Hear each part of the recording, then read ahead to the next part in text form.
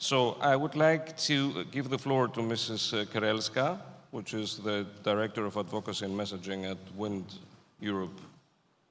And we're very much looking forward to listening to what she has to say about the prospects of wind energy in Europe. Of course, also to the extent that this is also a focus of her, let's say, work and observations, remarks concerning more specifically the Greek market. So you have the floor, and we're, as I said, very much looking forward to listening to what you have to say. Thank you. Thank you very much, and good morning to everyone. Dear colleagues, apologies for not being able to be physically with you at the event, but many thanks for giving me the opportunity to share a few thoughts on energy policy in the European Union, the impact on wind, and what we're seeing on different markets, including for Greece.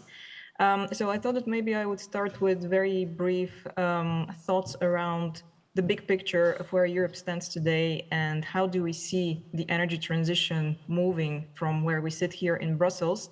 And I think the most important for all of us to keep in mind is that Europe is going to keep its course on decarbonization, on the European Green Deal, on industrial decarbonization as well.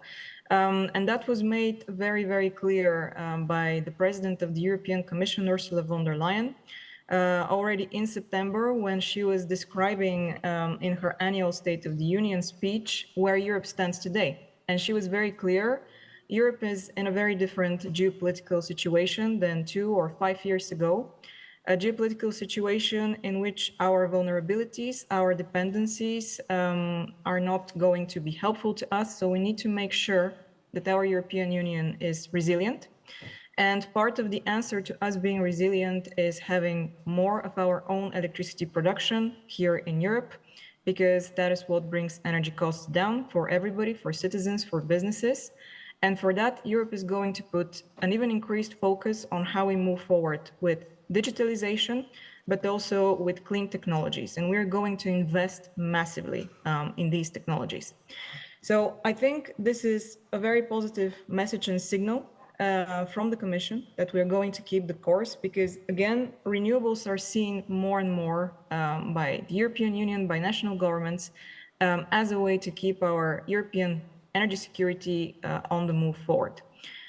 It's for certain reasons that wind is here prioritized as well, because everybody understands from the political spectrum that it can bring costs very significantly down. And we all know that energy costs are particularly a concern for businesses, but also for our citizens. It's also a homegrown energy source. So basically it is allowing us to cut dependencies that we have on importing fossil fuels from elsewhere around the world. And by that, it's increasing our resilience. And critically, it's also bringing jobs and growth to the European Union. In our sector, wind energy, we have around 400,000 people who are already working. And every single new turbine that we are putting on the ground somewhere in Europe, onshore or offshore, is bringing on average 16 million euros to the European economy. Now, having said that, there are of course some challenges. And I think the biggest challenge that we are still experiencing is that we are not building wind energy as fast as we should be, according to the targets that the European Union has set.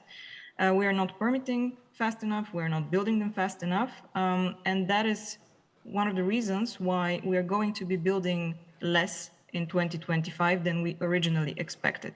We, as WindEurope, thought at the beginning of the year that the European Union will be able to install 70 gigawatts of wind energy by the year's end. Now we have decreased this expectation to 14.5, and it is mainly due to 3 or maybe 4 challenges that we see across the board in all member states, and where we think that national governments really need to act as a matter of priority. The first one is that we need to continue solving permitting challenges. The European Union has excellent rules for the simplification of permitting for renewable energy technologies. So we're cutting the deadlines.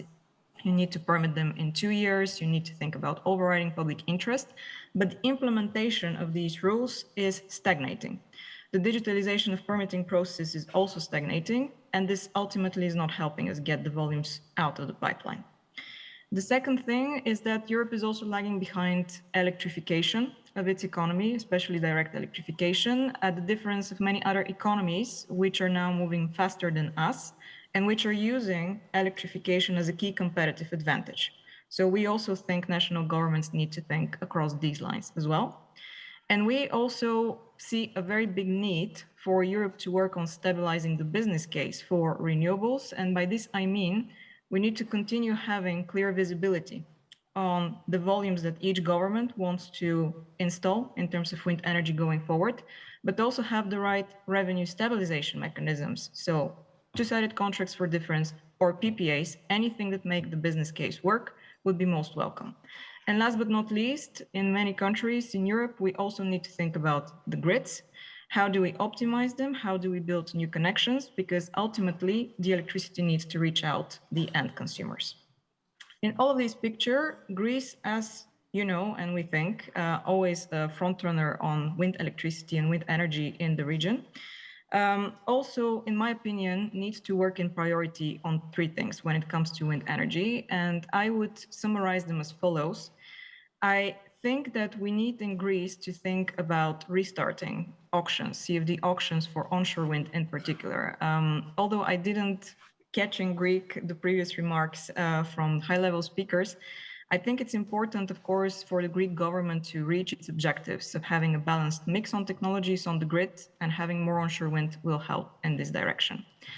On permitting, I also think it would be a priority, and it would be nice if Greece can also continue with the implementation of the renewable energy rules in national legislation. One thing which is still missing is the transcription of the principle of overriding public interest in national legislation, and how can this also help to unlock the pipeline for wind energy. We have seen countries like Germany who have implemented this principle and they have unlocked the pipeline. Germany in 2024, just by implementing the rules, has managed to install and unlock 7 times more wind energy than in the last 5 years together. So this is very significant and will greatly help to move the case forward for wind energy.